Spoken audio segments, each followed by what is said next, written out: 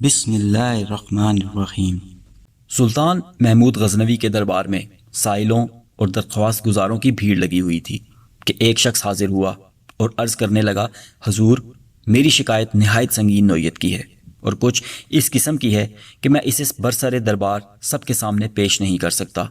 سلطان یہ سن کر فوراً اٹھ کھڑے ہوئے اور سائل کو خلوت خانے میں لے جا کر پوچھا کہ تمہیں کیا شکایت ہے؟ اس نے عرض کیا، حضور ایک عرصے سے آپ کے بھانجے نے یہ طریقہ اختیار کر رکھا ہے کہ وہ مسلح ہو کر میرے مکان پر آتا ہے، مجھے مار پیٹ کر باہر نکال دیتا ہے اور خود جبراً میرے گھر میں گھس کر میری گھر والی کے ساتھ بدتمیزی کرتا ہے۔ غزنی کی کوئی عدالت ایسی نہیں جس میں میں نے اس ظلم کی فریاد نہ کی ہو، لیکن کسی جگہ مجھے انصاف نہ ملا۔ ہر کوئی آپ کے بھانجے کا سن کر چپ کر جاتا ہے۔ جب میں ہر طرف سے مایوس ہو گیا تو آج مجبوراً جہاں پناہ کی بارگاہ عالیہ میں انصاف کے لیے حاضر ہوا ہوں۔ آپ کی بے لاگ انصاف پروری فریاد رسی اور رعایا سے بے پناہ شفقت پر بھروسہ کر کے میں نے اپنا حال عرض کر دیا ہے۔ خالق حقیقی نے آپ کو اپنی مخلوق کا محافظ و نگہبان بنایا ہے۔ قیامت میں رعایا اور کمزوروں پر مظالم کے نتیجے میں آپ خدائے قہار کے روبرو جواب دہ ہوں گے۔ اگر آپ نے میرے حال پر رحم فرما کر انصاف کیا تو بہتر ہے، ورنہ میں اس معاملے کو منتقم حقیقی کے سپرد کر کے انصاف کا انتظار کروں گا۔ سلطان پر اس واقعے کا انتہائی گہرا اثر ہوا کہ وہ بے اختیار آبدیدہ ہو گئے اور سائل سے کہا، تم سب سے پہلے میرے پاس کیوں نہ آئے؟ تم نے ناحق اب تک یہ ظلم کیوں برداشت کیا؟ سائل نے عرض کیا، حضور میں کافی عرصے سے اس کوشش میں تھا کہ کسی طرح بارگاہ سلطانی تک پہنچ پاؤں، مگر دربانوں اور چوبداروں کی رکاوٹوں نے کامیاب نہ ہونے دیا۔ اللہ ہی جانتا ہے کہ آج بہت تدبیر سے یہاں تک پہنچا ہوں۔ سلطان نے سائل کو اطمینان اور دلاسا دے کر تاکید کی کہ اس ملاقات اور گفتگو کا کسی سے ذکر نہ کرنا، اور اب جس وقت بھی وہ شخص دوبارہ تمہارے گھر آئے اسی وقت مجھے اس کی اطلاع کر دینا۔ میں اس کو ایسی عبرتناک سزا دوں گا کہ آئندہ دوسروں کو ایسے مظالم کرنے کی جرت نہ ہو سکے گی۔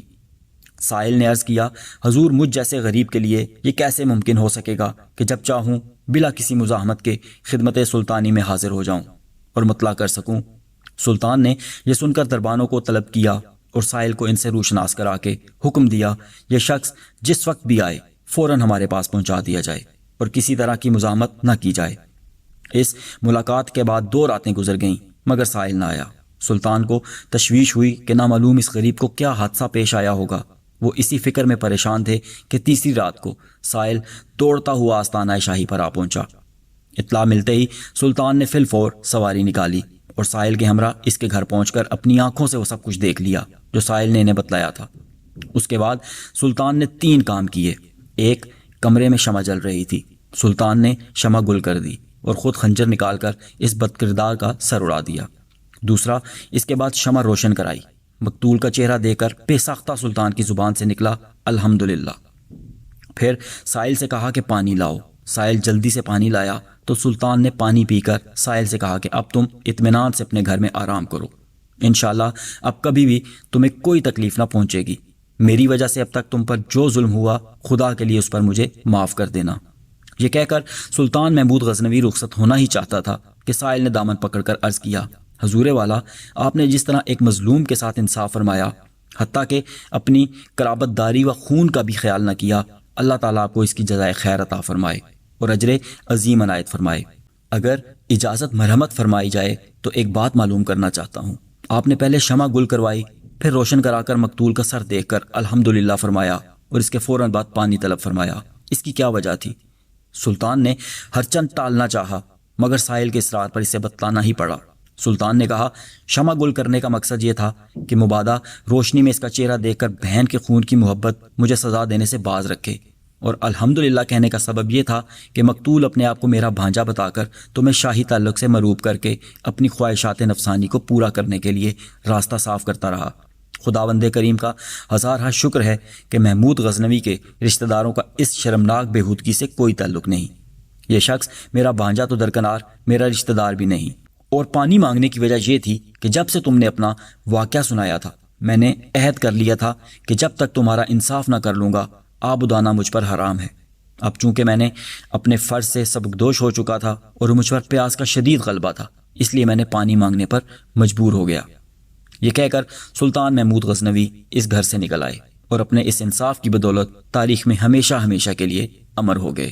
سلطان محمود غزنوی نے جب سومنات فتح کیا تو سلطان محمود غزنوی سومنات کے سب سے بڑے مندر کے اندر داخل ہوا، جس میں ہندوؤں کا سب سے بڑا دیوتا بدھ کی صورت میں پوجا جاتا تھا۔ سومنات کے اس بدھ کو معجزوں کا دیوتا کہا جاتا تھا اور اسے ناقابل شکست بھی تسلیم کیا جاتا تھا۔ سومنات کے مندر میں یہ سب سے بڑا دیوتا اور بدھ مندر میں معلق رہتا تھا۔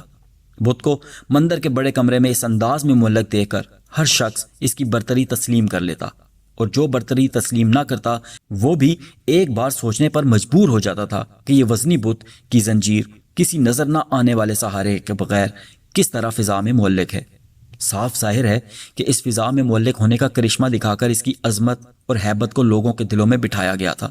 بہرحال جب سومنات فتح ہوا تو محمود غزنوی مشہور مسلم دانشور البیرونی کے ساتھ بڑے بت کو دیکھنے مندر کے اندر آ گیا۔ جب غزنوی مندر میں داخل ہوا تو اس بت کو فضا میں بغیر کسی سہارے کے معلق دیکھ کر چکرا گیا۔ محمود غزنوی نے حیران ہو کر البیرونی سے پوچھا، یہ کیا ماجرا ہے؟ یہ بت بغیر کسی سہارے کے فضا میں کس طرح معلق ہے؟ البیرونی نے چند لمحے سوچا، پھر ادب سے بولا، سلطان معظم، اس مندر کے چھت کے اس طرف سے چند اینٹیں نکلوا دیں۔ سلطان کے حکم پر چند اینٹیں نکالی گئیں۔ جب چھت سے البیرونی کی بتائی ہوئی جگہ سے کچھ اینٹیں نکالی گئیں تو سومنات کا فضا میں معلق بت یکدم ایک طرف جھک گیا اور زمین سے قریب تر آ گیا۔ البیرونی نے ادب سے وضاحت کی، سلطان معظم، یہ ان ہندوؤں پروہتوں اور پنڈتوں کی مکاری ہے۔ یہ بت لوہے کا بنوایا گیا ہے اور مندر کی چھت پر مخصوص جگہ بہت بڑے مقناطیس نصب کیے گئے ہیں۔ یہ مقناطیس لوہے کے بت کو اپنی طرف کھینچتے رہتے ہیں اور یوں یہ بت ساکت معلق رہتا ہے۔ چونکہ یہ بڑے بڑے مقناطیس مضبوطی سے نصب کیے گئے ہیں، اپنی جگہ سے نہیں ہلتے، اس لیے یہ بت بھی فضا میں معلق ہے۔ جب مندر کی چھت اکھاڑی گئی تو وہ بت بھی دھڑام سے زمین پر گر پڑا۔ پھر اینٹوں کا معائنہ کیا گیا تو البیرونی کا تجزیہ 100% صحیح نکلا۔ سلطان محمود غزنوی نے دنیا میں 33 سال حکومت کی اور اس وقت کا دنیا کا شجاعت اور دنیا پر اثر و رسوخ رکھنے والا دوسرے نمبر کا بادشاہ تھا۔ پہلے نمبر پر چنگیز خان تھا، دوسرے نمبر پر محمود غزنوی تھا، تیسرے نمبر پر سکندر یونانی تھا، چوتھے پر تیمور لنگ تھا اور یہ دوسرے نمبر کا بادشاہ تھا۔ سلطان محمود غزنوی 1410 ہجری میں وفات پائی اور دنیا پر 33 سال حکومت کی۔ یہ واقعہ سچا اور انفرادی حیثیت رکھتا ہے کہ 1974 میں شہر غزنوی میں زلزلہ آیا، جس سے سلطان محمود غزنوی کی قبر پھٹ گئی اور مزار بھی ٹوٹ پوٹ کا شکار ہو گیا۔ تو اس وقت کے افغانستان کے بادشاہ ظاہر شاہ مرحوم نے دوبارہ مزار کی تعمیر کی اور قبر کو مرمت کروایا۔ تعمیر کے مقصد کے لیے قبر کو پورا کھول دیا کیونکہ قبر نیچے تک پھٹ گئی تھی۔ جب قبر کو کھولا گیا تو قبر کے معمار اور قبر کی زیارت کرنے والے حیران رہ گئے کہ قبر کے اندر سے 1000 سال سے مرے ہوئے سلطان محمود غزنوی کے تابوت کی لکڑی صحیح سلامت ہے۔ سب لوگ حیران اور ورطہ حیرت کا شکار ہو گئے کہ 1000 سال گزرنے کے باوجود تابوت صحیح سلامت ہے۔ حکام نے تابوت کو کھولنے کا حکم دیا۔ جس آدمی نے کھولا وہ پلٹ کر پیچھے گرا اور بے ہوش ہو گیا۔